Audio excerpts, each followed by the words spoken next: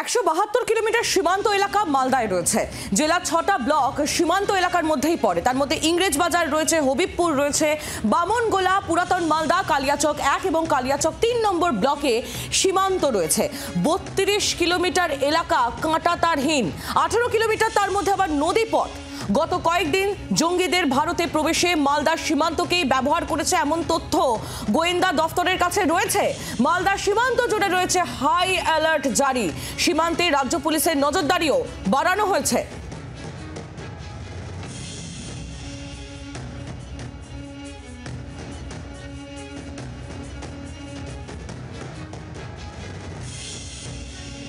মালদার পাশাপাশি দক্ষিণ দিনাজপুরও ভারত বাংলাদেশ সীমান্ত রয়েছে। গ্রামবাসীদের কিছুদিন আগে অভিযোগ ছিল যে কাঁটাতারের ওপারে যে বেড়া, যে জমি রয়েছে সেই জমিতে তারা চাষ করতে যেতে পারছেন না। এখন সেই সমস্যা মিটেছে এবং তারা বলছেন যে বিএসএফ রয়েছে তাই তারা নিরাপদে রয়েছেন।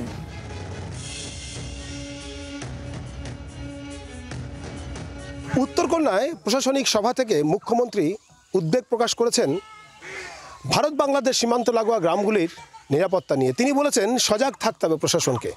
কিন্তু মুখ্যমন্ত্রীর এই ঘোষণা এবং তার পরবর্তী সময়ে গ্রামবাসীরা কি বলছেন, তারা কতটা নিরাপদে রয়েছেন বা তাদের বক্তব্য কি বাংলাদেশকে নিয়ে? যখন তারকাটার ঘেরা ছিল না তখন মাঝে মাঝে বাংলাদেশ থেকে লোক আসতো এবং এখান থেকে জিনিসপত্র চুরি করে নিয়ে যেত, ডাকাতি হতো, সমস্যা তৈরি হতো।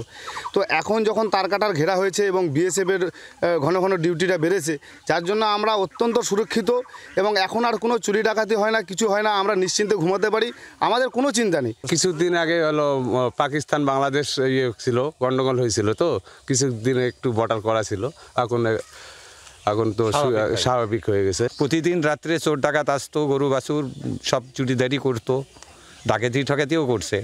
এখন বিএসএফ থাকাতে আমরা খুবই শান্তিতে আছি। এখন কিছু নাই, এখন বেঁচে মারা আমার সামনে আছে, সবসময় ডিউটি করে, চলাফেরা করে আমার সামনে, আমার অসুবিধা হয় না।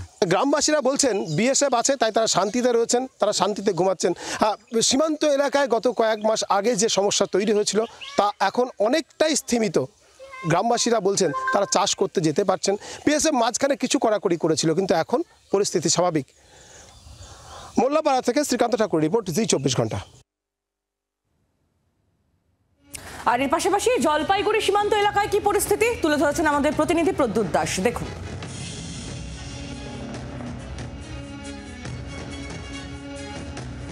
কুচবিহার জেলার চাংলাবান্ধার ইমিগ্রেশন চেকপোস্ট আর এই ভারত বাংলাদেশ সীমান্তে বিএসএফ এর কড়া নজরদারিতে কিন্তু ভারতীয় পণ্য বাংলাদেশে প্রবেশ করছে। পাথর বোল্ডার গাড়ি সকাল থেকে লাইন, এবং পাশাপাশি যে সূত্রের খবর বাংলাদেশ থেকে শুধু কাটা কাপড়ের পণ্য কিন্তু ভারতে প্রবেশ করছে। এক কথা বলা যেতেই পারে ভারত বাংলাদেশ সীমান্তের এই চাংলাবান্ধা ইমিগ্রেশন চেকপোস্টে কিন্তু শান্তিপূর্ণভাবে বিএসএফ এর কড়াকড়িতে তারা কিন্তু পণ্য নিয়ে যাচ্ছে। চালকরা যেরকম ভাবে জানাচ্ছেন যে সে বর্তমানের পরিস্থিতি অনেকটাই ভালো এবং শান্তিপূর্ণ।